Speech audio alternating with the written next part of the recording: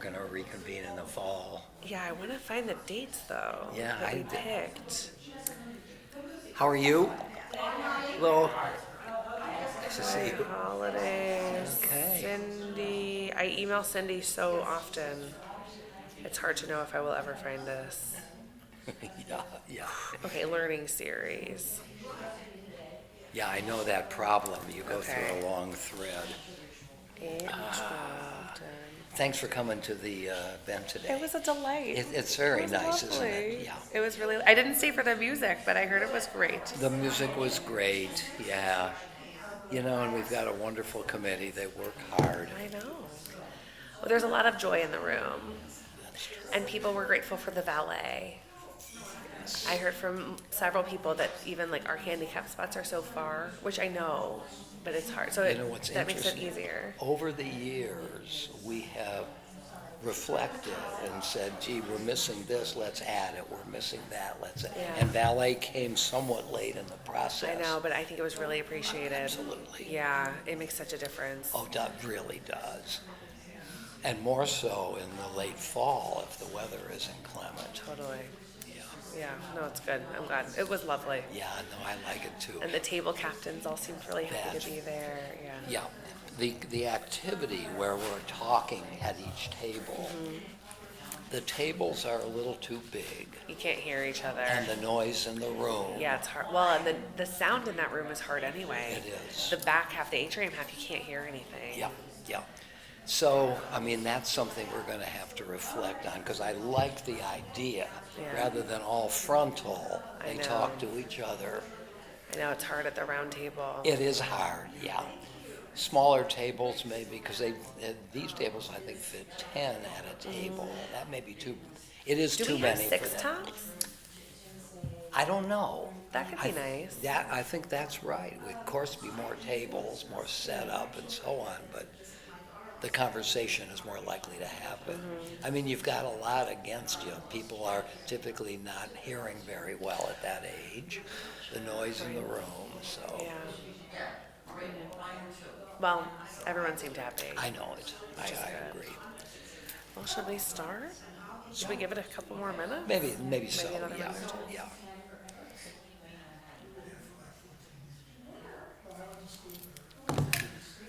I think one of the nice things of doing it more often is you get some momentum rather than once a month. I mean, I know, I like I the know, once you're a right. month in No, the you're terms right. of work. Well, it falls off the calendar. You know, people, That's other it. things come up, and if you miss one, then it's been 8 weeks since your That's last it. one. Yeah. Yeah. No, I feel that too. I feel that too. But we're all so busy. Well, and the temple's busy. The building is busy. Absolutely. Yeah. We had this Maj night last night, and everyone was like, "Could we do this more often?" And I was like, "I honestly don't know, because the rooms are booked." That's it. That's true. How many did you have? We had 64 signed up. Oh, my goodness. It's a lot. How great is It was that? great. It was fun. Oh, I love It was that. fun to see everybody. We are really serving our congregants pretty well. I hope so. We certainly aim to. Yeah, right, exactly. All We right, we're certainly getting a aim few to. more Our here. Bev's here. All right. That's good. Hi, Bev. What's up? How you doing? Hi, hi. Welcome. Good to see you. It's gorgeous. We have had such terrible weather the nights that we do this, and tonight I was driving here and I was like, finally. Yeah, Just the nights that we're here for this. Like this class, we had that like weird power outage that one time. There was that crazy snowstorm. There was the tornado in Solon, or like the terrible hailstorm. No, I know, but we're gonna leave tonight. It's still gonna be light out. This is a beautiful time of year. basically the longest nights of the year. I love these 10 days on either side of the solstice are my favorite.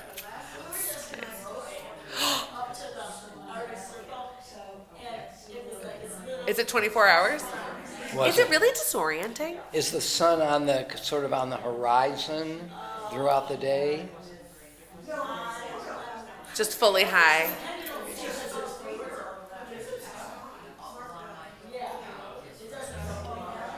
Here comes Wow. the Hinox. I would imagine that's disorienting. 'Cause I'm sure, yeah. Yeah. It's wild. Wow. Well, that's the thing. It's the land of eternal winter. I know. Hi. Welcome. Evening. Welcome. Come on in. Here, come over here. All right. That was good. We waited a couple minutes. Nice.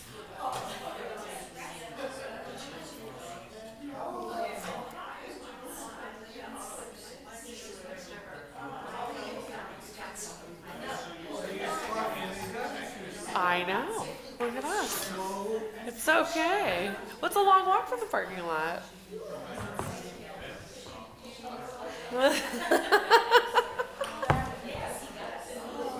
Nice event today.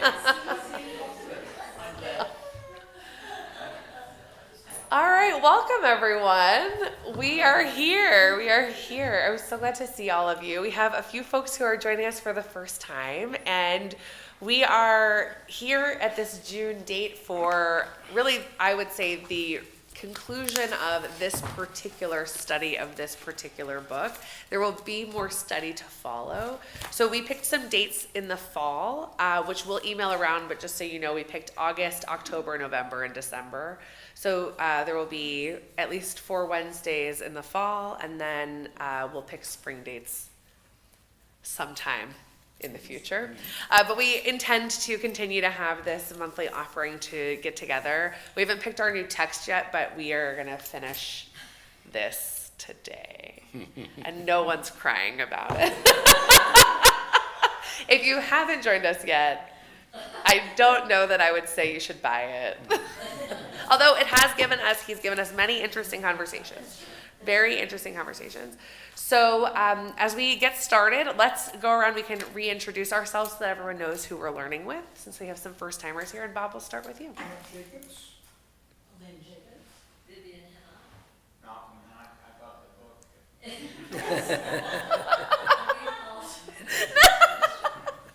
I know it. I haven't bought the book, and I haven't been here before. We're glad you're here. Warren Goldenberg, I bought the book and I like it. There are good things to it. I don't mean to discredit the whole thing. I'm Bernice Pollock. Joan Levy. I didn't realize this was part of the series. It's okay. It's never too late to join. Wendy Anchor, Brian Kastner. Debbie Kastner. I bought the book. Beth Jacobs and I came, my and Barry came last time, and we didn't know it was part of the series either. But we didn't have the book. Well, now you have the book, and surprise, it is a series. But because of how we do it, and it's really conversation, so don't hesitate to just jump in, even if you have no idea what book we're even talking about. We're just glad you're here. We're glad to be together. There's no pressure. It's not like a book club, so just feel free. Don't restrain yourself if it's your first time here. All right, shall we get into the chapters? Let's do it. Okay. Good evening. Hi, everybody. So good to see all of you. I agree with both views of the book. I think the book could have gone through another editing process, tightened it up. Every now and then I wonder whether or not some of the length and some of the stuffing, so to speak, is not the editor's doing. You know, we're not going to publish a book of 93 pages. One of my favorite examples of this, I don't know whether you know this book, Emil Fackenheim, is that a familiar name? Emil Fackenheim was probably one of the 5 or 6, 7 great Jewish thinkers of the last generation. And he wrote a book with the title God's Presence in History, which I think is really an excellent book. I recommend it. It's got only 100 pages. It has 3 chapters of approximately equal length. And when I recommend this book to people, I say, and you can skip chapter 2. And my sense has always been that the publisher said to Emil Fackenheim when he turned in a 65-page manuscript, we can't do it. You have to have another chapter. But I don't want to. But we can't publish it. Okay. So this is a book that isn't long to begin with, that is still too long for the topic. But I also think there are some good things in here. For sure. And there are some things that provoke conversation. So we're doing 2 chapters tonight in the 3rd section of the Jewish people. What are the Jews and the chosen? And what I want to do in my part of this is to take us through parts of the 1st chapter. I want to begin on page 260 and deal a little bit with his understanding of what are we going to call ourselves? What are we? And I think that with some judicious cutting, we can find some very good things here. So what I propose to do is to begin reading, make a couple of comments along the way, and open it up for conversation. But I think it is worthwhile trying to cover the material a little bit so that we get an extended sense of what he's up to. So I'm on page 260. So near the bottom, with a paragraph beginning to define Jewish peoplehood.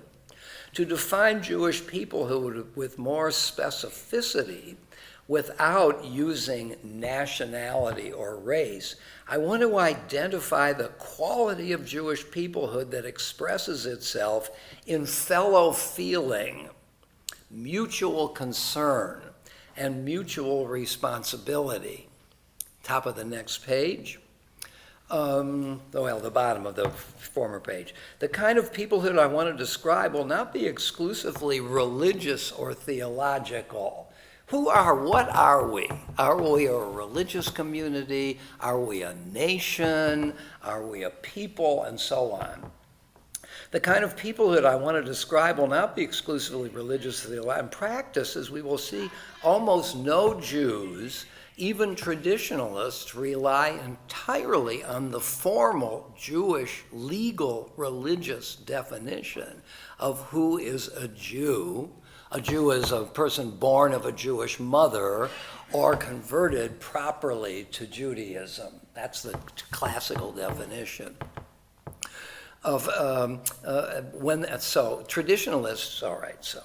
In practice, as we will see, almost no Jews, even traditionalists, rely entirely on the formal Jewish legal religious definition of who is a Jew, and they experience sentiments of fellow feeling.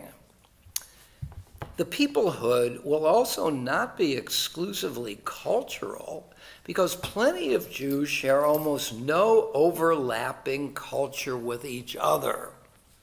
So now he is going to offer his definition. The Jewish peoplehood that I seek to describe most closely resembles a large extended family. And I think he does a nice job with this in kind of spinning out the implications of this. It can include aspects of religion, ethnicity, kinship, and culture. But it goes beyond all these. It is based on the meaning of the word family that is most true to life and inclusive. The kind of family I have in mind is not fixed or defined by blood ties alone, or even necessarily at all. It is defined by, and here I think is his point, a whole range of different human connections people recognize in creating family. Members of this kind of family can be related by unchosen birth or by chosen relations like marriage, divorce, adoption, fostering, living together, mutual commitment, and connection. Families can bring themselves into existence by love, emotional support, holiday and other gatherings, and by much, much more. By the way, it occurs to me that his favorite punctuation mark is the comma. He does love a comma. Being a family is a product of the combination of X, Y, Z, A, B, C, and so on. I think there's something powerful about this, though. They may live together or thousands of miles apart. They may not all know each other or even know of each other's existence. Turning the page to 262, first main paragraph. The Jewish people is like an extended family in this sense. By the way, the verb is a choice. He could have said the Jewish people are, which would have indicated you can't reduce what Judaism is by just one term. It can't be is, it's going to be are. See? And are, A-R-E, is an expansive verb. The Jewish people is like an extended family in this sense. You can be born into it, you can be adopted into it, you can join it in I'm going to correct myself. He does use is, but his is a collective. That is the is an attempt to say, what is this phenomenon? But the is a variety of things.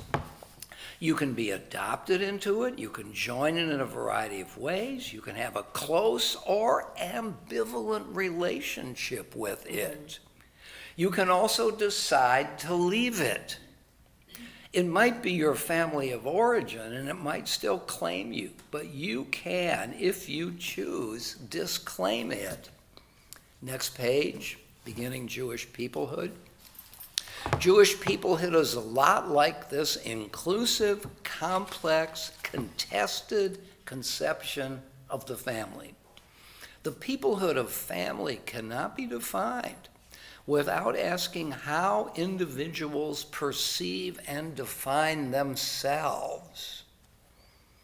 But neither can peoplehood as family be defined entirely by self-perception. Each of us decides what it means to be part of the family. But in some sense, the idea of family transcends the choices of everyone. Let's continue over on page 266, at the very top.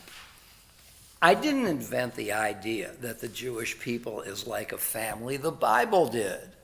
And if we turn back a page, he gives us all the data from the book of Genesis, the origins of the people being families, right?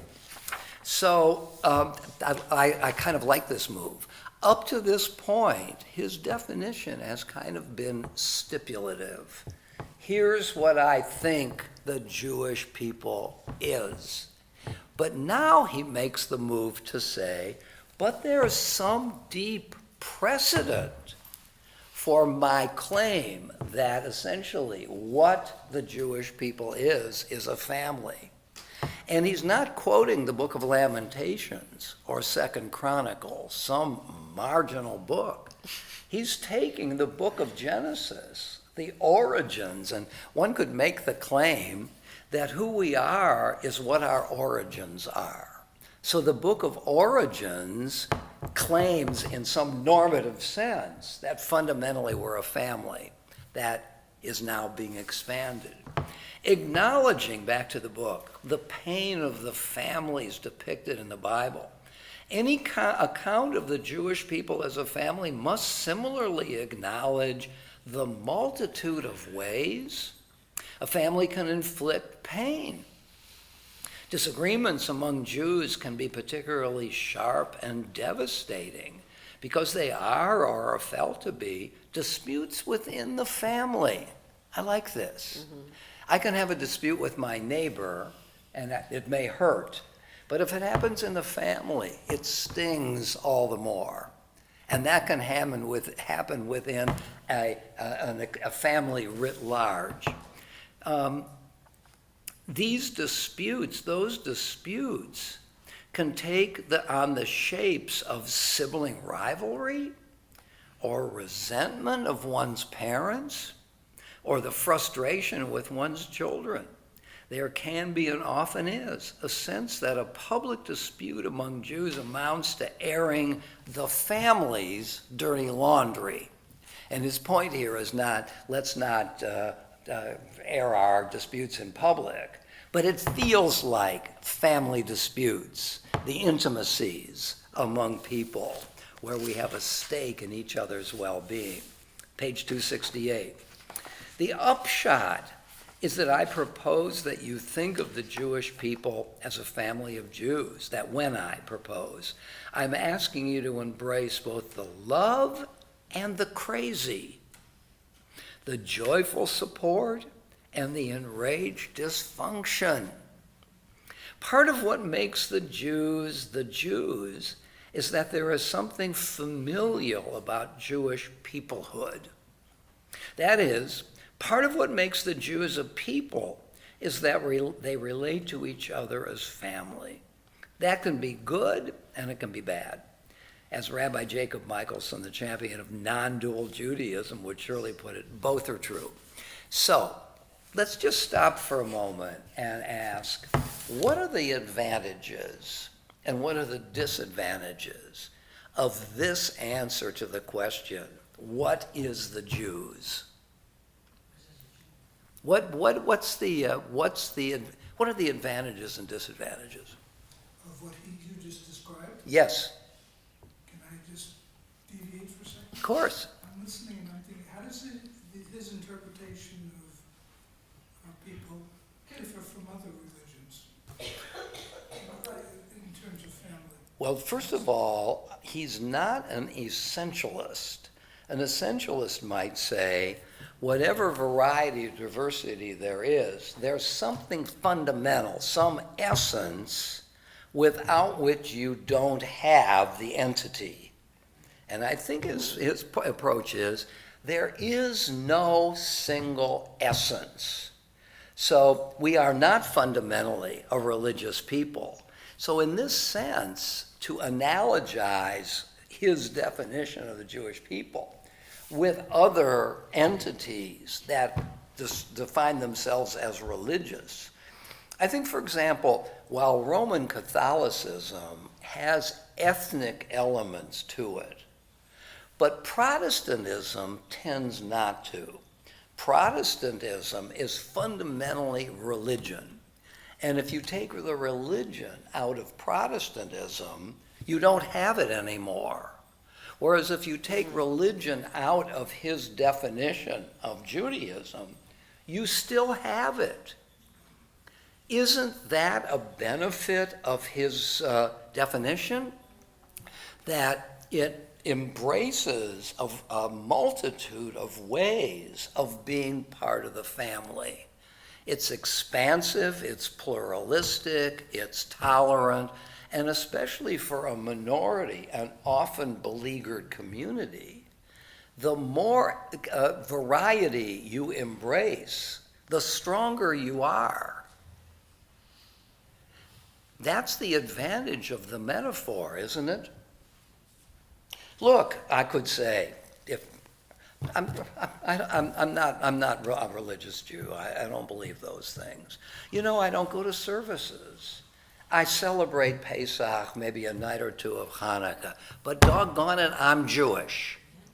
And for him, I can with authenticity say that if there is some way I feel connected to the entity. That's an advantage, isn't it? Are there disadvantages of this definition? It makes life very complicated, okay? Because I read this chapter and thought to myself, well, you know, especially when it describes dysfunctional families and what we do to each other and how we relate to each other. But I wouldn't trade family for the world. Family is such a pivotal belief, at least in my Judaism, in the Judaism I was raised with, from generation to generation, is all about family. So you take the good with the bad, right? And there's plenty bad. The outside world would think of a family as a closed unit, I think. So we can bring on ourselves this, you know, this look at us as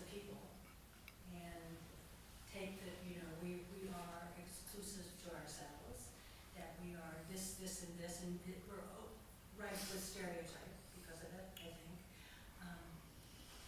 So I don't know many more disadvantages than, putting up with a lot of words and arguments and being able to, I wouldn't choose anything else, but that's the next. You wouldn't choose anything else than a metaphor of family? I particularly like the next thing, that came after this, because it sets the stage for that. The inclusivity and the fact that it said, you can choose not to be a part of this, but you're still a Jew, by definition. Wouldn't a disadvantage, though, potentially be, we don't really know who we are.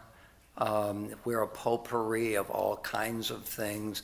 Let's not have a uniform Kabbalat Shabbat service. Let's have every week, let's have a cycle of 15 weeks of Kabbalat Shabbat.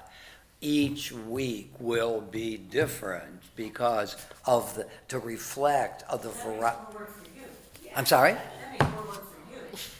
Therefore, for- That's why I hate this definition. No. I'm a firm believer in you offer as much as you can to reach as many people, to be as many Jews, to feel Jewish, and I don't care if it takes 15 programs of whatever it is, or learning opportunities, to find a way for people who have questions to be able to connect.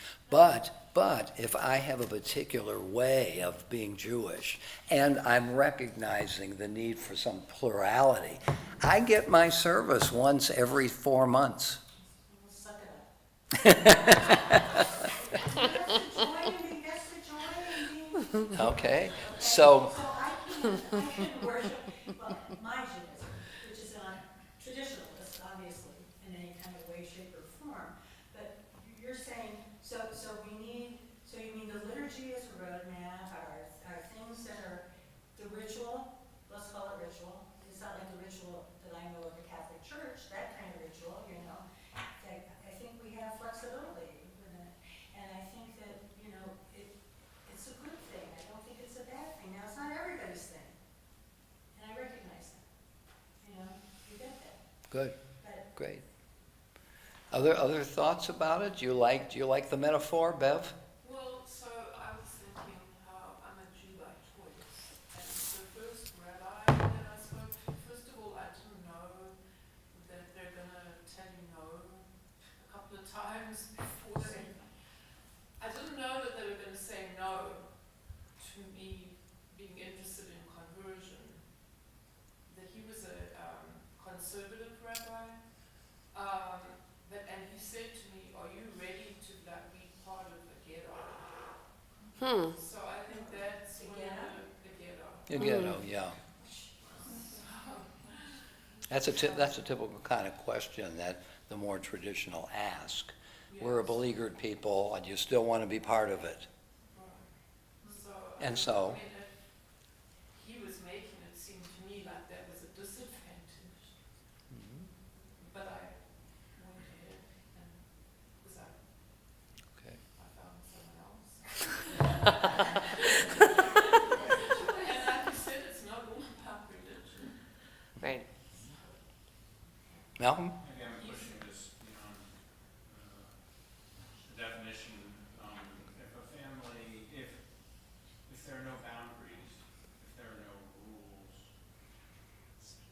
if anyone who wants to say, I'm part of this group, then who are we? What are we after all? So I guess a corollary or related question is, if I'm a member of a family, in my sense, I have obligations and responsibilities. And I don't know what obligations or responsibilities there are to be part of this family as he characterized. That's very good. In a way, one implication of what he's saying is our subjectivity is sufficient. And you're suggesting there needs also to be an objective element, like responsibility. I mean, responsibility comes from the idea of being responsive to something prior to me, whereas this has nothing prior to me. If whoever I am is sufficient for me to be part of the family. That's interesting. So obligation is a hard thing to introduce, and you can introduce it, but you may not be able to get away with it because of the vast variety of possible ways of seeing it. But I think that's the exact tension between traditionalists and progressives, which is basically who counts as in the covenant. There is responsibility if we're a covenanted people. We have responsibility to some extent to each other, mostly to God, by Talmud to each other. And I think one of the things I like about his conception of family is that depending on where you are in your family tree, you don't agree with other people in your family tree about who's in the family, right? So like my first cousin has grandparents that aren't my grandparents. They're still in my family. I saw them at the bar mitzvah, right? But like, they're not my family. They're my family's family. So They're where your family's family? And that means they're not in the, you have concentric circles here or well, so different like for circles? me, like Granny Annie and Pops of blessed memory were two darling people that I loved very much who were not my grandparents. They're not in my family tree on my branch. They're in my first cousin's branch because they're my aunt's parents, not my uncle's parents.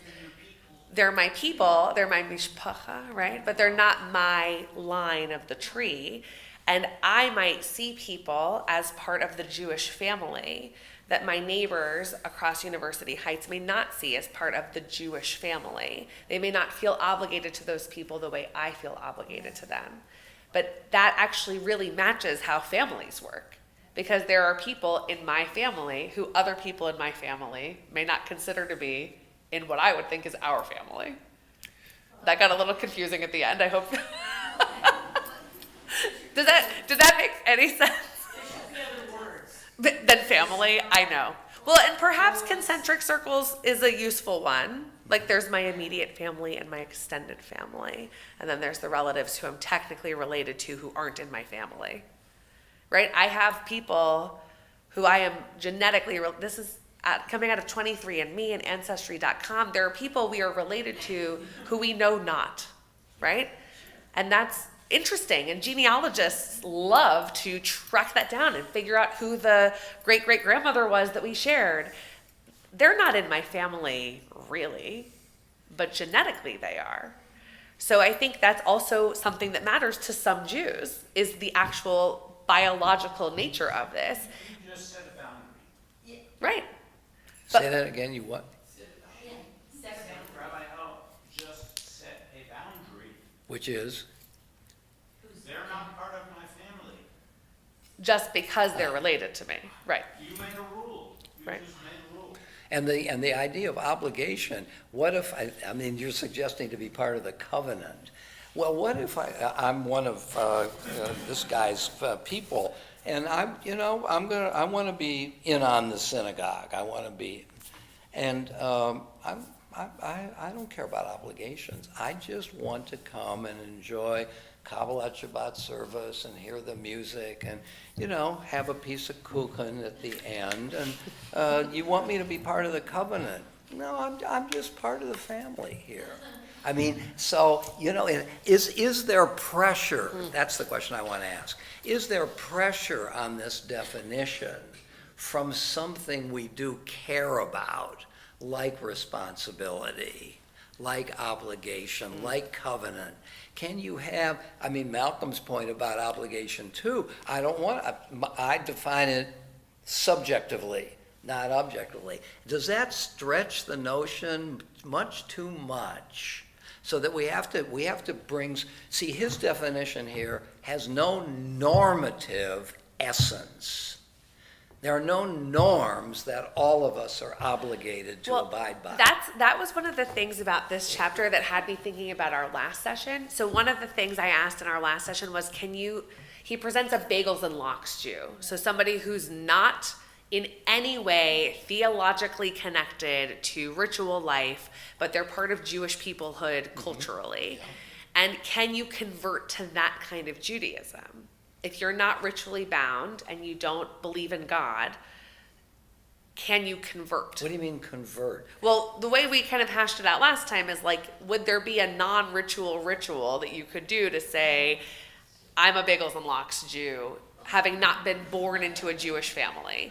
And this chapter, much more than the Israel chapter, allows for Yeah, that. that's right. Because you could just be somebody that's like, hey, my best friend's a Jew. I love the vibe. I'm in.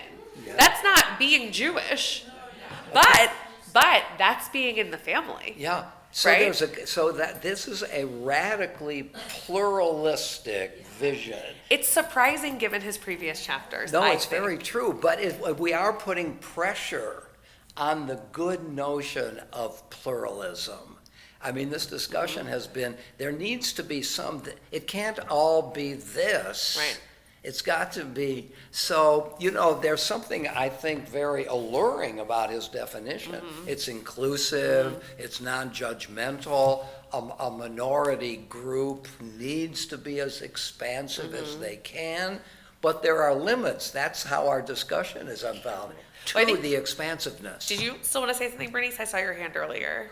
Well, I've got a lot of different thoughts from different directions. I'm sitting here and I'm thinking, I taught at Catholic school for 28 years. Okay. So I'm thinking of my Irish students and my students who had heritage in Germany. And especially my Irish students, where there was a tremendous bond about being Irish. And if we, as Jewish people, we're so multi-countryed. So I'm sitting here thinking, the thing that, when he talks about family, we go back to the 12 tribes. And we're related somehow, even if it was 4,000 or whatever years ago. And that's pretty much the way I think of it, is just, but then I'm also sitting here having a little debate with myself. We're all in this room probably Reformed Jews. And I'm sitting here thinking, I wonder how people who live in the Green Road area would interpret this. Absolutely. Oh, absolutely. But at the same time, I think, and this goes along with family, there are common denominators that we have. It doesn't mean that we have to come from the same nation. So we are in the same family as, let's just call them, the Green Road people. Even though we never come together for anything, we never do anything together, there is some antagonism, however muted or unmuted. That's a strange definition of family members. Well, I think it's like the family member. It's like the uncle you never really see. Like maybe he comes to a Thanksgiving, but like he doesn't talk to you on your birthday. Yeah, but there, the uncleness is a given. And then what's the relationship? Green Road and us, nothing is a given.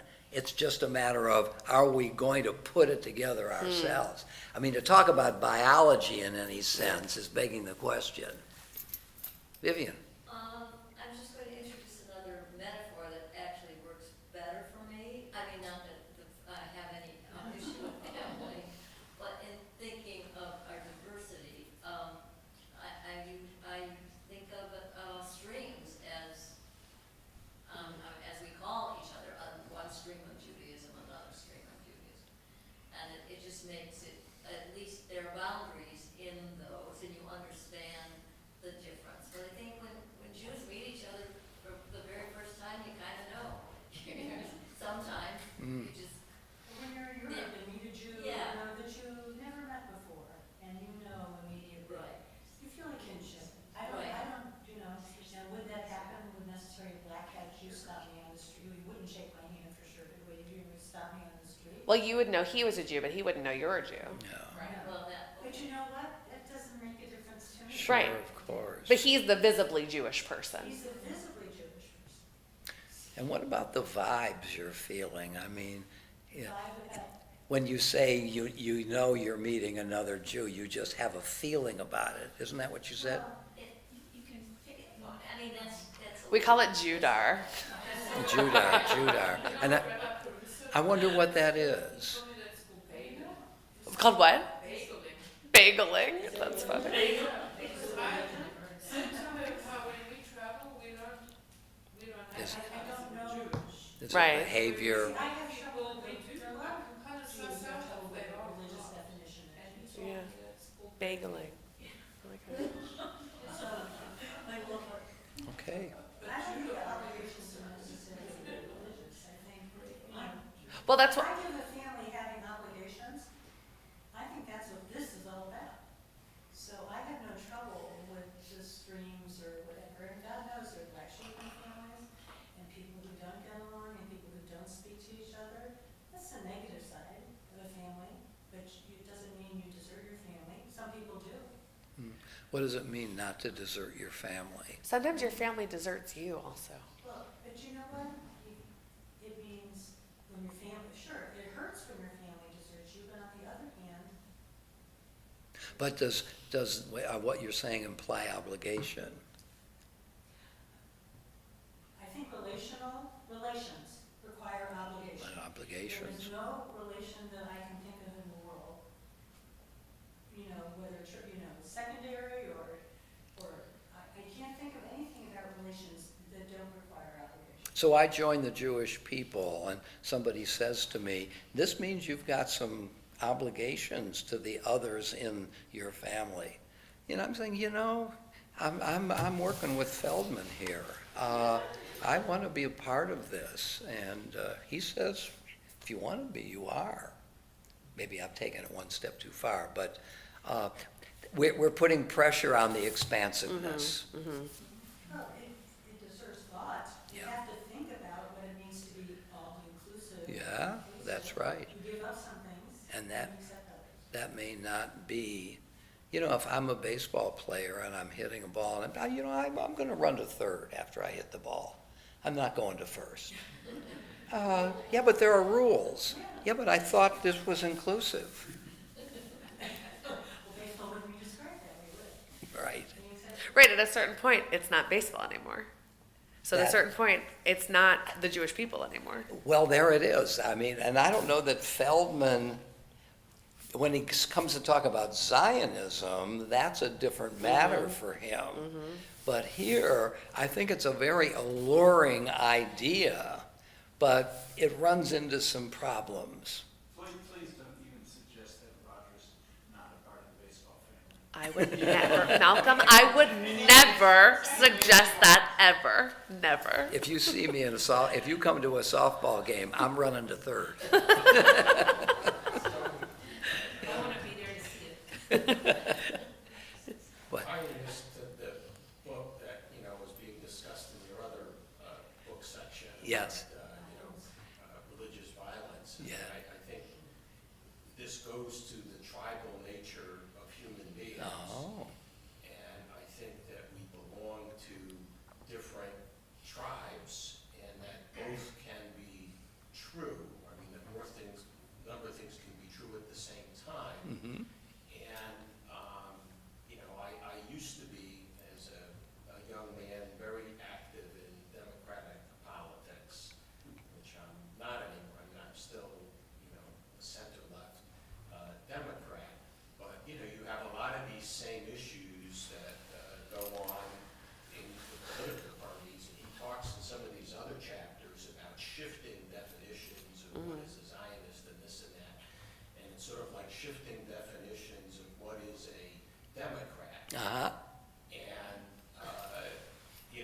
when I was a young man, and I was, very closely tied to Mary Boyle. I was, when she was county commissioner, the treasurer for a campaign committee. I was involved in those in the Senate campaign. And so, who were we working with? The Teamsters Union, the UAW, a lot of people who are voting for Trump now. At that time, there were members in good standing of the Democratic Party, like Bob Casey, who were pro-life. And so I think, you sort of have this same discussion going on. Well, are you entitled entitled to be in the Democratic tent or not, and that just as with the sort of the religious side of it, we start having all of these litmus tests, Yeah. which I think go to the tribal nature of a human being. Yeah, that's a good point. Do you fit enough criteria to be considered to be a member of our group? And certainly there is, I think, a civil war going on in the Democratic Party now, which, a lot of the same tensions that you see going on in Israel between the secular and the religious. So I would say this is part of the human condition. And, Sure. and particularly, when I was in Cuyahoga County, I had a lot of contact with the black community, and you have sort of those same issues there, and it's harder to walk away from race there. But to me, I think saying that I'm not Jewish is like saying LeBron is not black. Yeah. I just, and even you talk about bagels and lox Jews, but if you look at the definition of ethnicity, it's partly shared culture.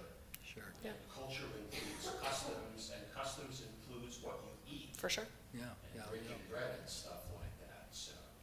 Well, and I think actually that's really related to what we'll see later, which is what happens when you have people who are indisputably or disputably Jews from around the world that don't share foodways and don't share customs. And then how in 2026 there's still an Ashkenazi bias where white passing Jews become a dominant force of the culture. And how like assimilating into Ashkenazi customs is a way to, he talks particularly about Ethiopian Jews that get brought into Israel and basically acculturated into and kind of like Ashkenormative society and lose a little bit of the specialness of their Ethiopian customs as the cost of being fully integrated into, in this case, Israeli society, but kind of Jewish life writ large. Another thing you said actually made me think about how we talk a lot about polarization and how people move towards extremes, and that's been happening forever, but we have kind of seasons where it feels like we're extra polarized. But I think certain things happen which might shock the waters. And so, he wrote this after October 7th, and you think about how his image of like Jewish disagreement feeling like airing laundry.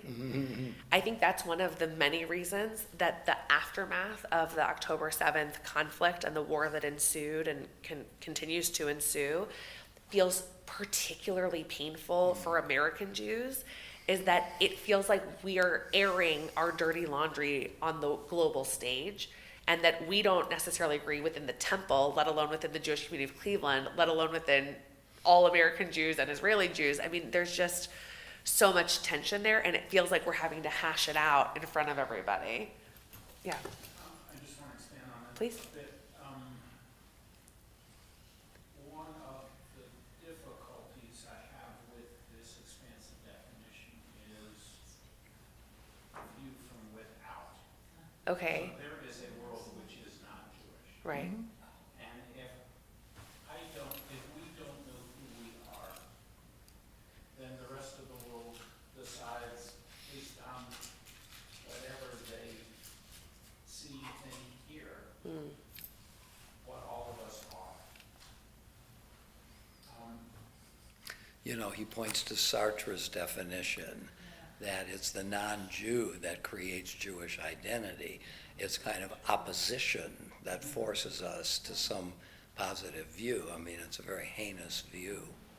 I like your point here about shifting definitions, because I wonder, as you said that, whether or not this chapter, or at least this part of the chapter, isn't some response to a shift in the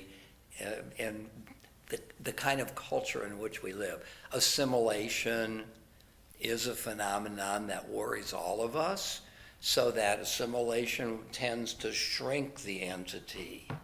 And against that, maybe his notion of expansiveness is a response to a shift in the larger, what's going on demographically. So he's saying, well, look, if we're under pressure for assimilation. We have to have as expansive a view of Judaism as possible to be sure that we've counteracted against the constriction. You wonder whether this is having its moment now in some way over and against assimilatory tendencies. Yeah.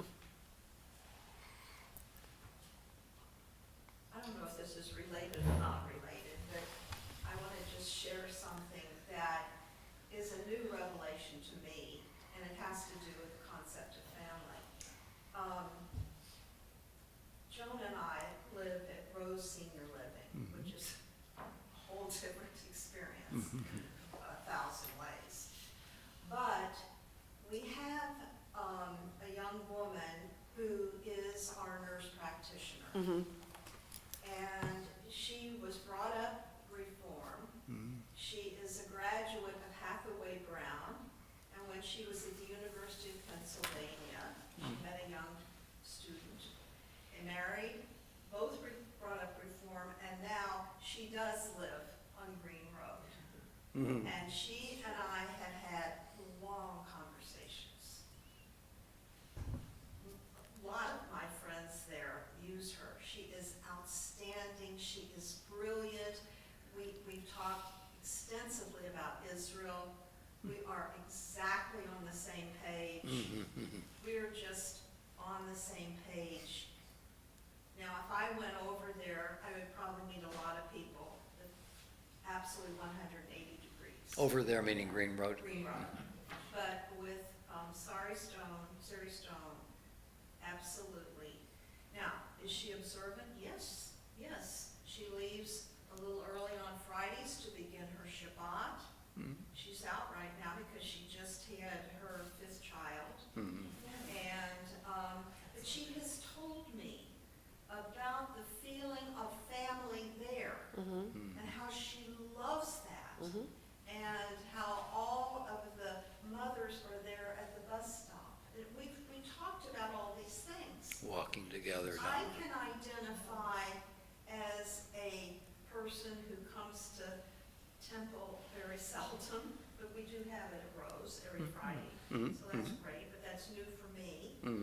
But she and I, we're on the same page on lots and lots of things. Now, should we ask the question, why? Why what? Why we're so close? I feel very close to her. And what's your answer to that? Because we think the same way. Okay. So your example, you don't even know this because I don't think you've read this. Did you read this yet? I've read the beginning. So- I own the book. So what's very interesting about your story is that the way that he describes the different types of religious identifications are traditionalist, progressives, evolutionists, and then the Jews with no God. And she moved from one category to another, but that didn't change her spirit or her way of being as a human being. It changed her theological affiliation. And so it makes sense to me, given your shared upbringing, that you have a similar worldview, and her kind of coming into this insular, very supportive, very kind of parallel life experience community. That's a very attractive thing to a lot of people. Like to find a community that gets you and supports you and is there for your family and is at your kid's bus stop. I mean, there is something very appealing about that. And we all have different ideological and psychological needs that we fill in different ways. And so for her to find that community, you know, perhaps in fact the community was the draw, and the theology and the kind of mitzvah obligation may have been secondary, maybe not. We're working on guesses. But it makes sense to me that having so much shared worldview and her kind of changing practice didn't necessarily change that worldview. It just changes how she's kind of showing up in community. I'm glad you found each other. We vote the same way too. Oh, that's interesting. Well, and look, it's a reminder that there is no stream of Judaism. There's no branch on our family tree that's monolithic, right? And that's family. Beauty, that there are all these choices. And I know for friends who are Yep. Catholic, I'm like, especially how it has been. You know, you've got a parish, where you live, this is where you go. Right. It's always Right. And it's like, we have choices, so. Yeah. We do. By the way, the word heretical in Greek comes from the word that means choice. I didn't know that. Yeah. That's interesting. Heretics are making their own choices. Huh. And so I mean, I don't want to be reductive about it, that all choosing is heresy. Right. But you can see the connection, because if there's Hmm. a community norm or a temple norm, and I choose to do it differently, I'm putting some pressure on the norm. But we want to find a community that thinks in a similar way, because otherwise it doesn't really work. Well, And I yeah. sort of an analogy to, for a lot of people, like the food is a big thing, you know, but there's no way in the world I am going to serve, I'll figure something out, but the kind of food that I grew up with, I mean, I'm not eating brisket or kishka or any of that. There will be some variation of a vegetarian thing, so, Mhm, you know, I think things change. That's for health. For Yeah, health. for Oh, health. Yeah, look, I mean, I think I met my husband in the same seminary, and the food thing is, my husband is a Russian Jew. He is an Eastern European, and he eats like an Eastern European. My people are Mizrahi, and there is almost no overlap in our like family traditions of food, and it was really interesting in especially our early seasons of like, what first of all, what is that you're eating? What are you eating? And what are you talking about? And why are there so many little fish everywhere? But you know, that's the beauty of the Jewish people, is that we have these different food ways. And I think to me, that's one of the most exciting things about going to Israel is I'm also food biased, but like getting to eat through the different traditions and the different heritages, and that's the beauty of the shared communal experience of like every flavor on earth can be a Jewish flavor depending on who's cooking it. What does food bias mean? Like I am a food focused person. My You're a food rabbinic thesis focused. is about food. You're My dad's a biased toward restaurant industry food. person. I love to feed people. I know. What did you want to say? Well, Rabbi Jejun talks about how she never heard of the filter fish. Yeah, Yeah. of course. Right. What? Didn't grow up with it. Exactly. Sure, Yeah. of course. Exactly. Yeah. We're figuring it out. So gefilte fish, by the way, does not always look the same way. And the year that I lived in Jerusalem, my first year of rabbinical school, a group of us went to the former Soviet Union to lead Passover Seders for the progressive communities that are still there. And I was with Vlad and another friend of ours, Jesse, who's a rabbi in Chicago, and we went to Crimea, and we served, I think, 4 or 5 different little communities in Crimea, which at the time was Ukrainian. And we arrived at the first tiny little synagogue, and we're sitting in the common room, and every place setting has its own Seder plate, and they're beautiful, and they've been tended to by like the bubbies that are putting everything together, and they bring out the gefilte fish, and gefilte means stuffed. And so at the first place, a giant whole fish appears on the table, and from the outside, it just looks like a whole cooked fish, but inside is the like mashed up and cooked stuffing of the fish that was stuffed back into the fish and then served, which is not how I've ever seen gefilte fish. That was delicious. That was delicious. It had never seen a jelly, and it had never seen a jar. I thought the outer skin of a gefilte fish was a jar. I think that is our custom here. That's the Manischewitz way. And so I have a German last name because my grandfather was born in Berlin, and so my Arabic-speaking Safta learned a bunch of recipes from his side, and she used to have the whole carp in her fish, in her, what's it called? Bathtub, swimming around before Carp in the bathtub, Passover, right. and she would cook it and grind it. Oh, So that's funny. the things we do for love. Okay. Imagine hating a people who just want to eat jellied fish in a jar. Okay, let's switch to the next chapter. We'll spend a few minutes there. So this chapter was called The Chosen. And chosenness as an idea is tricky. For some it's not tricky at all, and that's okay too. But it can be a very tricky topic. And one of the things I appreciate about this chapter is that he goes through for whom this may be attention, and for progressive Jews, it may be attention, because if we are a people who acknowledge the moral potential of all human beings on earth and the kind of equality of humanity as a principle, it can be difficult to then at the same time say, but we are chosen and therefore special because of God choosing us. So before we dive into his chapter, does anyone want to reflect on what the word chosenness or the chosen people rises up for you or raises up for you? Do you like it? Do you struggle with it? I was gonna say, other than what you just described, Yeah, what do you think? I basically live with the way you described it. That tension? Yeah. Does that resonate? Sort of making yourself like, oh boy, opening yourself up for attack. Well, I'm the chosen one. and in fact, that's one of the things he traces through the chapter is what happens when anti-Semitism is part of the equation. And if we are so special, what does that draw from other people? You know, you think, Malcolm, I think you were the one who talked about like how others see us as an identifier, as a definition. So if we present as the chosen people, then we ask for a certain attention. Certain attention and certain obligations come with that. So if you're chosen, and the outsiders are looking at you, then you damn well better be better than anybody else. Yes. And that is And a I- real section. That is a real tension, and I think there are folks in our family who aim to do just that, Yeah.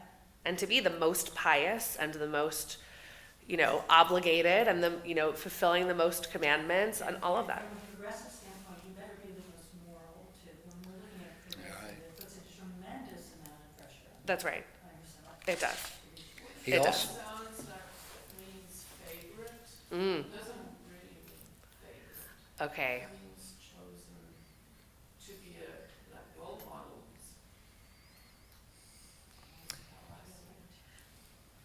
Candy. What if you think about, It gives us pressure.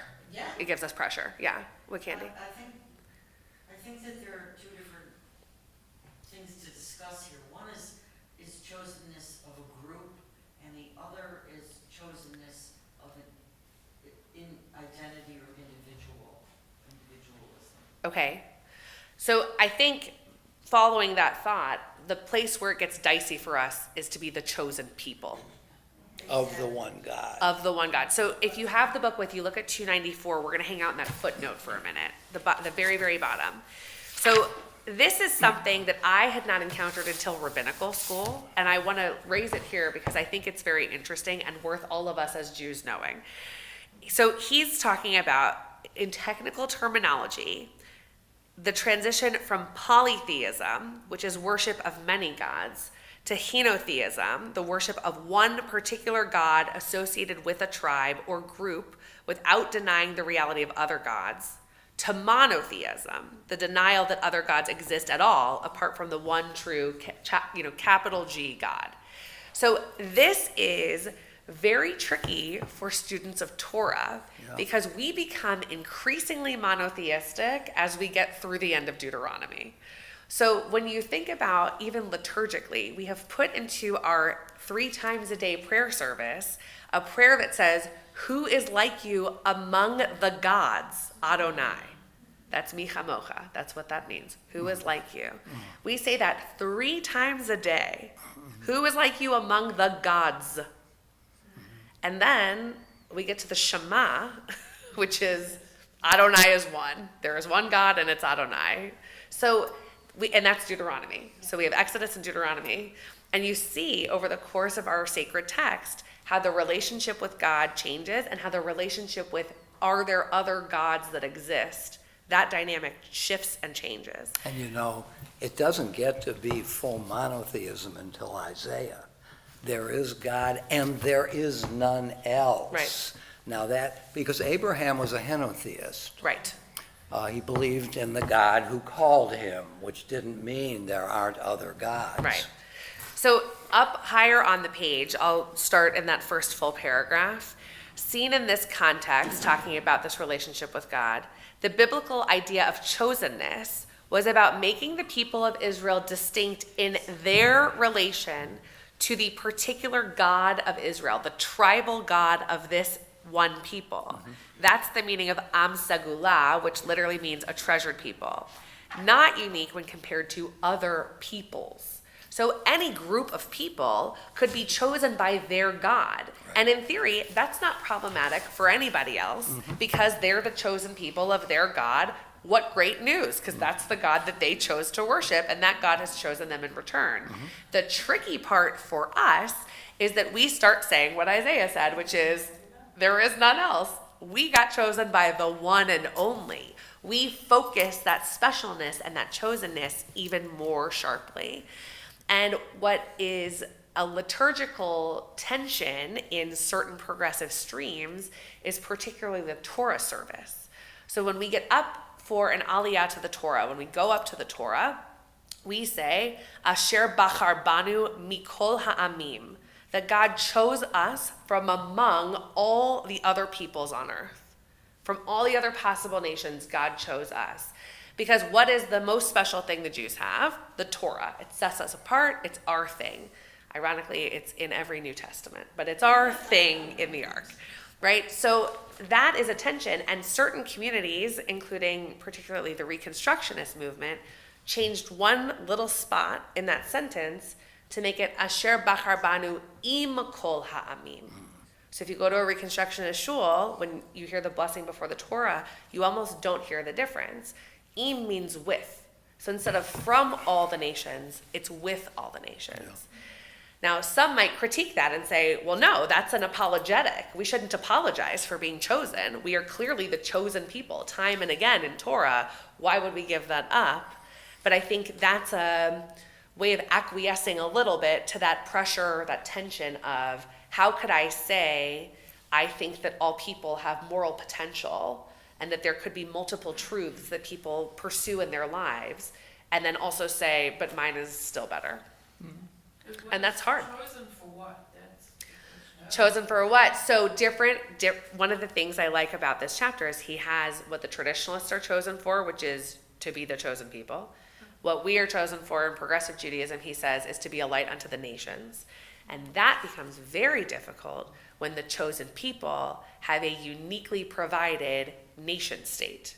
So the chosen people are uniquely persecuted for being Jews in the Holocaust, and the UN uniquely gives them a safe haven in the land of Israel, right? So that's a lot of pressure on what should be, in theory, like any other modern nation state, which is to say, flawed and probably trying their best in many ways, but probably not getting it right all the time, the way that many democracies and other nations try their best. But because Israel comes out of this particular historic moment, which exists because of a particular kind of Jew hatred and genocide, Israel has all this extra pressure as a nation state to be a light unto the nations. It's held to a double standard in some regard because it has to be better than everyone else. If the chosen people are so pious and the chosen people are so moral, shouldn't their nation state be moral? I think that is a bogus logic in this book. Okay. Yeah. Go on. The fact that the Holocaust, just follow that logic, creates an obligation, especially on the European nations, to provide some counterbalancing gift, doesn't mean that the people who are recipients of that obligation themselves have an obligation. Or should be held to that higher standard. Right. Now, there's all these other issues too, which he doesn't really exactly go into. For a chapter that could be about supremacy movements, he doesn't really get into this, but the idea that, is chosenness Jewish supremacy, basically, is the question. There is that model. It's the Reconstructionists, it's a Mordecai Kaplan model, that chosenness is on the analogy of a symphony orchestra. There's no one chosen instrument You need all the instruments. And so you may be chosen to play the oboe, but that doesn't mean you're chosen exclusively. You're one of the people making up what is necessary, and that is the orchestra. Right? Yeah. Yeah. You know, there is, I can't resist it. Do it. what's Do that? it. He has a bad pun. The oboe is chosen as the chosen one of an intonation. What does that mean? You talk about chosen nation, I'm saying. Oh. Oh, intonation. That is Okay. interesting.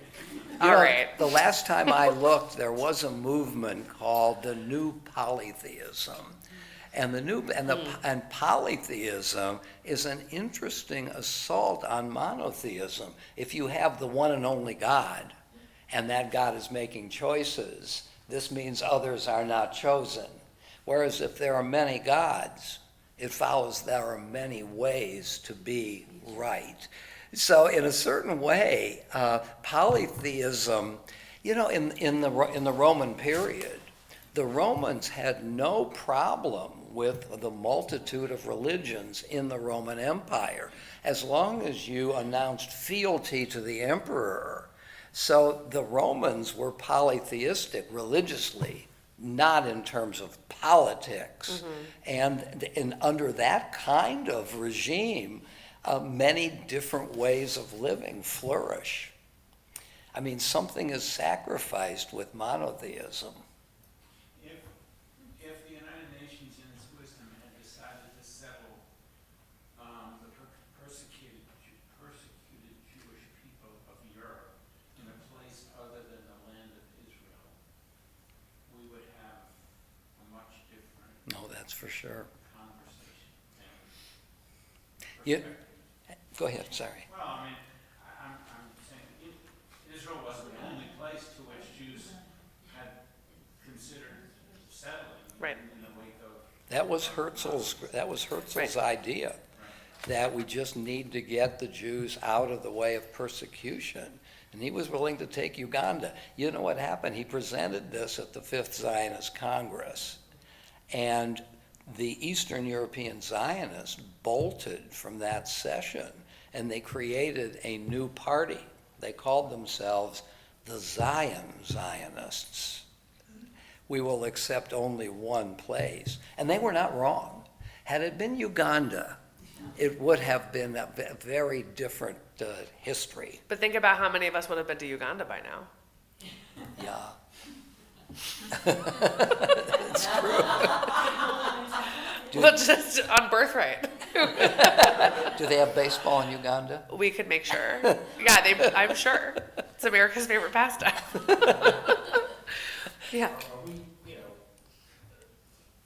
more hung up on the word chosen than perhaps we should be? And if you look at a lot of the current disputes in the world, which involve the Abrahamic religions, all of which share the Torah, they all, and even within them, Catholic, Protestant, Sunni, Shiite, they all, say that they're correct, right? That they have the correct interpretation. Sure. Go into your other book that God Right. tells them to do, that they should do what they should. And even when you go into the Torah itself, the Old Testament, Sure. it says, go take the land of Israel, right? Of course. And when we look at the progressive view,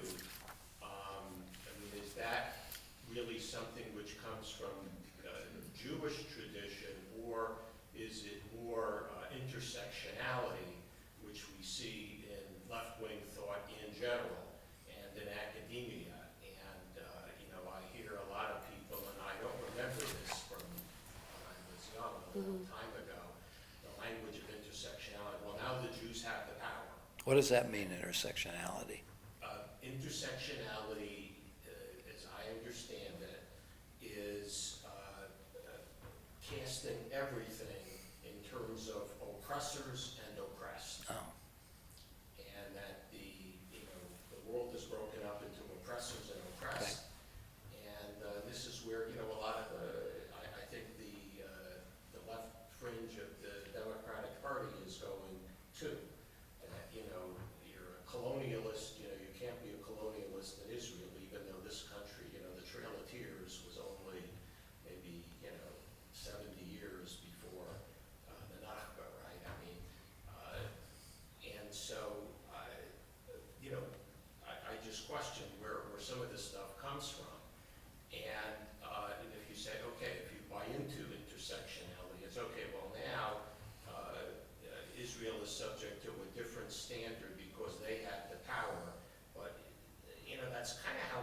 anti-Semitism has always been. I mean, Jews on the one hand have been discriminated against, but on the other hand, they have been economically successful in many different countries and many different areas, even though they were discriminated against. And anti-Semitism is different, I think, from a lot of other, there are some prejudices which say that this is a group of inferior people, and they should be kept down. And to me, anti-Semitism's always been a little bit of a different flavor, where these Jews, they're tricky and they're crafty, and they manipulate the system and they steal from other people. Sure. And because they're powerful, they should be killed. I mean, it's a... And is this related to what you're saying, to the chosenness issue? Yeah, I mean, because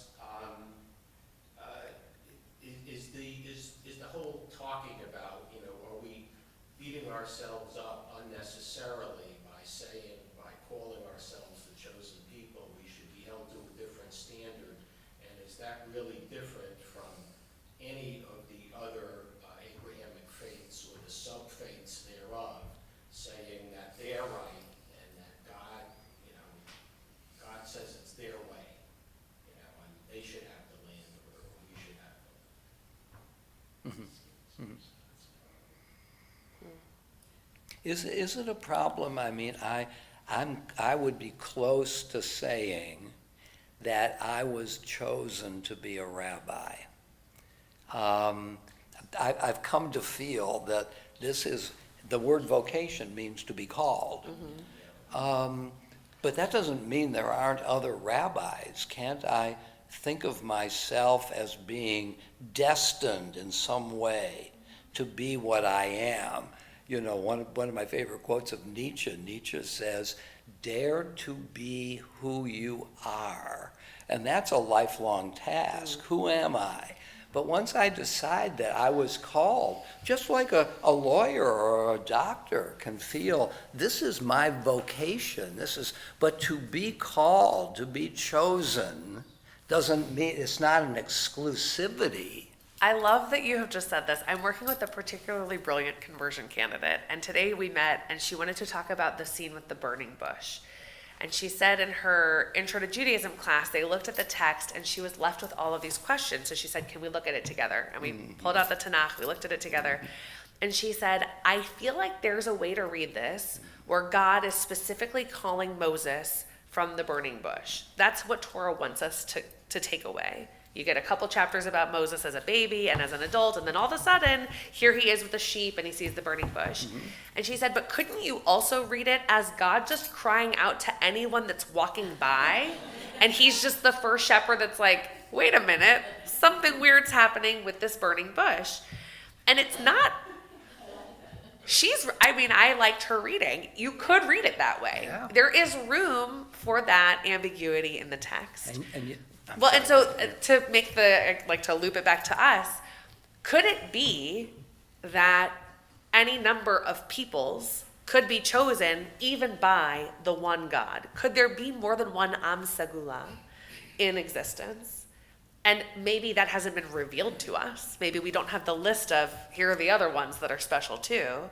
But, if you're chosen as a rabbi, but there are lots of other rabbis, if we're chosen as the Jewish people, but there's lots of other peoples, couldn't it be that we may not know of their chosenness, but they are also chosen also special? Like that. Because it says at the burning bush, Moses turned aside to see what it was, and when God saw that, then God calls out. Then God calls out. So it's not just that I'm waiting for somebody, but the one who actually turns aside to notice, and more than one person can do that. Well, and Moses is walking Jethro's flock at that moment. Yes. He's introduced in that scene as the son-in-law of Jethro the Midianite priest, not as the Egyptian, not as the Hebrew.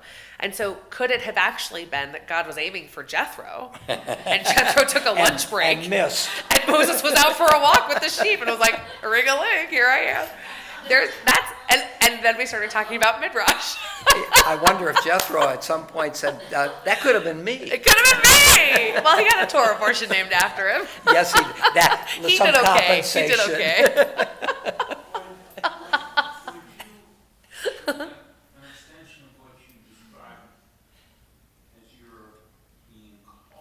Yes. Would you suggest that all rabbis have been called? So, before you answer that question, I'm gonna, well, to Moses and burn the bush. Moses stopped. He was fascinated. by Yes. something. Curious. There was a bush that was burning but was not consumed. Yeah.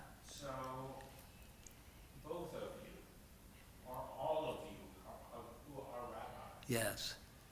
have seen something which, there was a spark, there was something there which kindled your spirit. Mm-hmm. Mm-hmm. So, is Could- that a could- fair way to characterize how both, each of you got to be rabbis? Wouldn't you say it also applies to any vocation? That you felt called to be a physician in the sense that this is who I really am. When I think calling takes on a Christian cadence in America. And so you don't hear a lot of rabbis or cantors talking about feeling called because it has a cadence in American parlance. But I think most of the clergy I know would describe it as a calling. And I think the key, for me at least, is to feel fulfilled, to feel I really found myself. I say called, but that can happen to anybody in any vocation. Well, and I think we're also called into certain relationships. So I think I see my calling to the rabbinate as a calling to serve the Jewish people, but I also see I have always felt called to be a parent. I knew from a young age that my life would include some way of having a kid. I just knew that was a piece of my puzzle. And I think there are different pieces of our identity that we either stumble into, like Moses at the burning bush, or that we kind of feel magnetized towards. And if we're really lucky, we get to fulfill that piece of ourselves. That's a good way of putting it. If we get to be who we were meant to be. Yeah. If we get to be blinded by the sun. Do you want to come over here? Come over here. Exactly. Come to the shade. Is that what the shared means? Is like calling? The shared? Yeah. My Yiddish etymologies aren't strong, so I know how we use it, but I don't know that I could say if it has to do with calling specifically. Destined. Yeah, Destined. Is a kind of calling. it is, We meet our bashert. Wow. if we're lucky. If we're lucky. Yeah. Yeah. I had a comment about the chosen and being told that Israel was our chosen nation. Why do we assume that it was only for us? Why couldn't we share it with the people that were there? Not everybody assumes it was only for us. Certain types of Zionism say that it's only for us, but many other types of Zionism don't say that.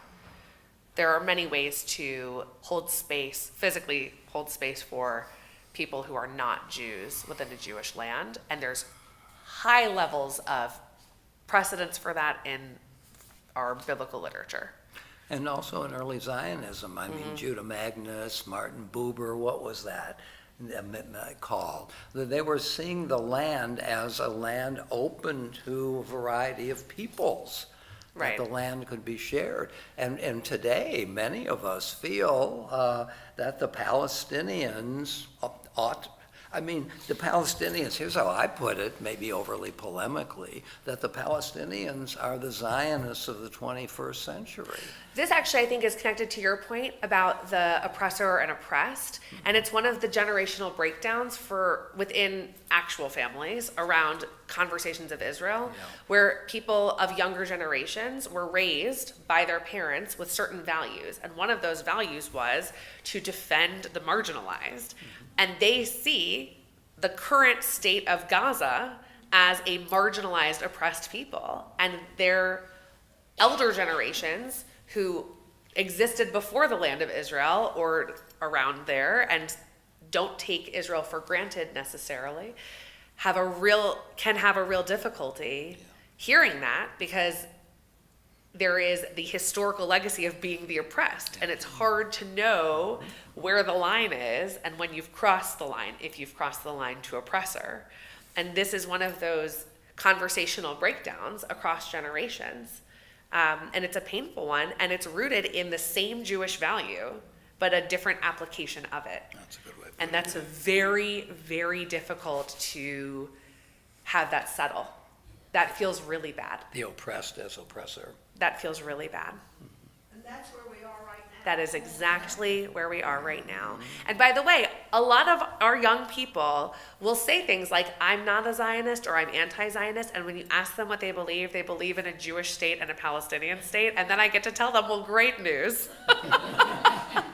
We have the Z word to describe that. So it's very fraught and it's very complicated, but it actually has its roots in the same Jewish values. Yeah, absolutely. Just a different application of it. That's very hard.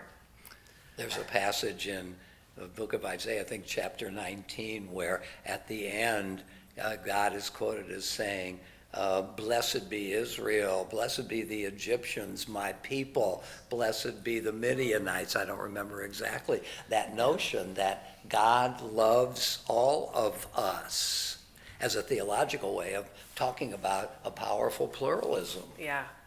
Well, we're made in his image. I mean, Yeah, everyone, right? there you go. Yeah. Well, Well, and that's the argument that many of our rabbinic sages make for why there's one creature created first, why there's one human creature, so that no one can say my bloodline is better than your bloodline. Ultimately, we all trace right back to Adam Harishon, like we're all connected to that first person. Yeah. So you can't actually have supremacy.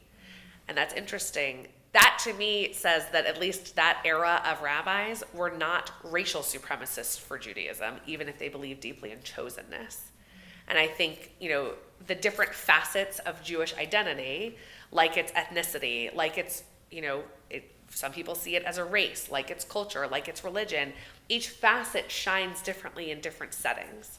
And so, when you're in Europe and you see a black hat and you're like, hey, that guy's Jewish, he's one of our people, that's different than when you're at Heinen's. You don't feel that excitement at Heinen's, probably. You're not like, oh, another Jewish guy in Beechwood, this is crazy. Who knew? You don't have it, because that doesn't sparkle the same way as it does when you're walking in Florence or whatever. That if we took our grandson to New York City, he'd never been to New York City. That's fun. We're walking down Park Avenue, and there's a Florida truck. Mitzvah mobile. the mitzvah movie. There are fellows who want to offer us Yeah. wraps. Right, have you laid tefillin today? Yeah. Our grandson. Right, I've never seen that before. Go over to Green Road. Right. Right. Is this the one just after the kindergarten stuff? No, it's his older brother. Did he do it? No. Oh, I won't go any further. that's fine. We'll talk later. But There's a difference of opinion. that's fine. It happened to my son who doesn't look Jewish. He's blonde, blue-eyed. He doesn't have the typical features. And he was in LA and one of those stopped him and asked him if he wanted to wrap tefillin, and he did. And he got a photograph of himself. Yeah, it's when you think about what it means to be a light unto the nations or to be a morally superior people, engaging people in their obligations and helping them check off a mitzvah is a high calling. And that's a big piece of kind of that Chabad style outreach. Of course, when I was a very irreverent college student, my favorite thing was when they would say, are you Jewish, to the guy I was walking with or to my friend, after class. And I'd be like, I'm Jewish, can I lay tefillin? They didn't like that so much. They weren't into that. You provocateur. I just feel like, come on. I will say one thing though. When I was at my rabbinic convention earlier this year, there was a talit artist there who also designed what she calls the Shekhinah tefillin, which is a headscarf with a big shin right on the top. And then the verses that go inside the phylactery, she has printed on the silk scarf. And so you can tie it around your head like a head wrap while you're praying. And I bought one. It's fabulous. Wow. It's fabulous. Oh, It's an great. amazing feminist interpretation of a ritual. And it has the same kind of tactile nature. It's long enough you can wrap it around your arm too. And it's just a very different experience than the mitzvah mobile. Both are good, by the way. I think it's good that people do mitzvot. I think if people find meaning in the tactile nature of these rituals, they should absolutely do them. And if anyone here wants to learn how to do it, we'll figure out how to teach you. Like I think it's great. But there's a, Tuesday morning, is that what you do on Tuesday? yeah, So no, I don't think anybody who comes weekly to Minyan needs I to don't fill think in. so either. Though that is a time that you would do it. Weekday morning is a great time to do it. But there's a difference between doing that and saying that everybody should do it. That's right. Who is obligated? Who are you trying to check the box for? Yeah, chosenness is an interesting beast, Oh, it isn't really it? is. It really is. The rest of this chapter is really interesting. If you this chapter was great. There was lots to It goes unpack. on to talk about, choosing and what that means. Yes. Exceptionalism, Jewish exceptionalism. Yes, of course. You know, he makes a good point of how the world has changed as exceptional Jews. Why have we been so successful and why have we done all of this? And disproportionately to the number of people, especially here, but everywhere. And now, guess what? You know who's exceptional? Our Asian population. Yes. In the schools where all of our kids were Right. very exceptional to begin with. And there's been a total downward slide, okay, into what we thought. My father was a Jewish exceptionalist, okay? I mean, he really believed in, after leaving Europe and coming here and going through whatever he did in the 40s, to be able to move up, you know. He could see nothing else except Jewish exceptionalism, Yeah. Right. you know, which I'm not sure if came out of chosen, but Jews were exceptional. But he points out in the book, because of our zeal for education, before Eastern European Jews were not educated, you know. Well, the way he said it was there's nowhere to go but up. Yeah, nowhere to go. So then when you're at the top, there's nowhere to go. It's But also, down. it's also back to the burning bush. It's curiosity, it's hunger for something, and you work. Absolutely, you know, that is the thing, and, you know, this generation now are not as hungry or curious or, That's it. Well, and that's not just Jewish. No, no. We're going to see that trend, I think, across that's groups. sociological. I will say this, I did not love his section on the neurotic Jew and that it's actually that we just love to talk. Ah. I didn't like that take. I didn't like that take. He says, like, the interiority, that we're like processing inside and outside at the same time. Anyway, okay. Even though we didn't love everything about the book, there were some very good things for tonight's conversation. You know, when you finish a tractate of Talmud, you tell the tractate of Talmud you're going to return to it, and I'm not saying that to this book. You're not saying that. But I do appreciate what he gave us. He gave us some good things to discuss. No, he really did. It'd be different if we weren't doing it in community. If you were just Oh, doing yeah. this book, Yeah. okay, would you do it? Well, and we've got a couple of ideas of what to do next, but if you have something you've been hoping to read with a group, just send us a note, let us know, and we haven't actually decided yet. There's no book that can say it's a book segula. There's no chosen book. No chosen book. Although we'll be choosing one. We will choose a book. But I like the approach, like it's not rigid. If you miss a chapter, you should still come. Still come and talk. Listen to you. There's no obligation in this regard. There's no test. And you can be part of the group without coming at all. Yeah. Just feel like you want to be part of it, and then you're part of it. You want to be a part of the group, but you feel no obligation to come. Yeah. We want a little obligation. Oh, Thank good. you. Good. We Thank enjoyed you. it. It's been a joy. We'll be continuing, and we're Yeah. looking forward to it. August too. 12th, we'll see you there. I read this book twice now. Oh, Have you? Yeah, and I feel like I understand things less well. but you know what? That's a good thing. Thanks a lot. That's a good thing because it means it's stirred up enough to make you think about it. It's good. It's good. I think that we are We are. Yes, we are. At least indeed. this group. Yeah, yeah. Be well, everybody. See you soon. And we'll continue. Thanks, We'll all. continue. That was good. That was fun. What's your stuff? I'm gonna move this out of the way.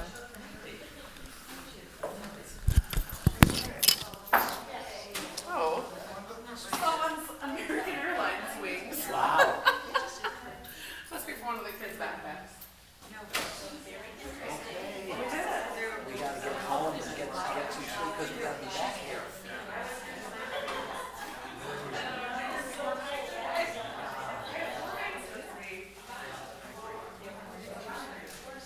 Yes. I'll see you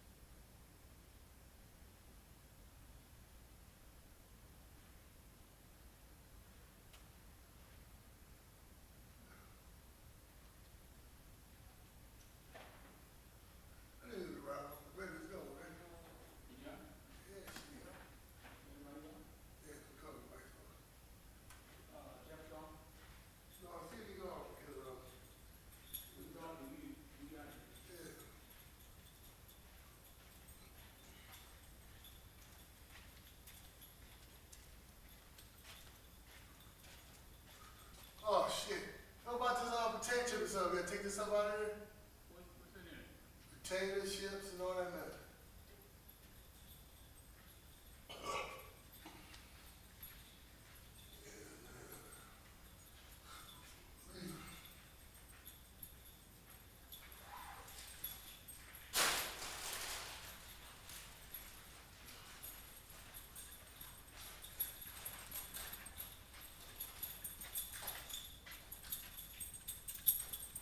Yeah, we probably leave that.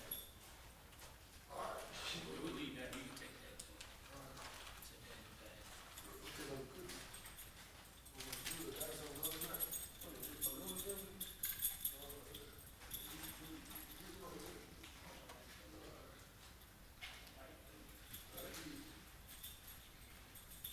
Like, shoot, big eggs. Yep, no. You take that one, go out. We get that back. Yeah, I know. I'm gonna see if Jeff gone. We can do this punch out and keep going.